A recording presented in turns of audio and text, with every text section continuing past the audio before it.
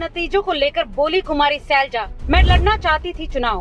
कहा हम 60 की बात कर रहे थे, लेकिन हरियाणा विधानसभा चुनाव के नतीजे अब आ चुके हैं। बीजेपी 48 सीटों पर आगे चल रही थी। इसी बीच कांग्रेस की वरिष्ठ नेता और दलित चेहरा कुमारी सैलजा ने बड़ा बयान दिया था। कुमारी सैलजा ने कहा था कि हमसे कहां चूक हुई है या भाजपा ने कोई खेल किया, इस पर हम मंथन करेंगे कि क्यों नहीं जीत पाए। सैलजा ने कहा कि हम 60 की बात कर रहे थे और कहां अब 40 पर भी नहीं पहुंच पाए।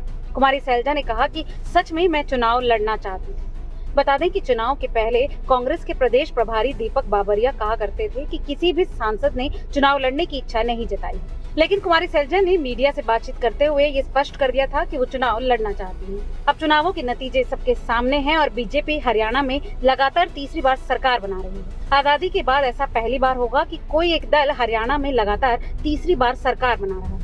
जैसे जैसे चुनावों के नतीजे सामने आ रहे थे, भाजपा खेमे में जश्न का माहौल शुरू होता गया। वहीं कांग्रेस के खेमे में निराशा छाती चली गई। सुबह जब रुझानों की शुरुआत हुई थी तब कांग्रेस 60 को क्रॉस कर गई थी, लेकिन बाद में इतना बड़ा उलटफेर हुआ और बीजेपी बहुमत के आंकड़े को पार कर गई।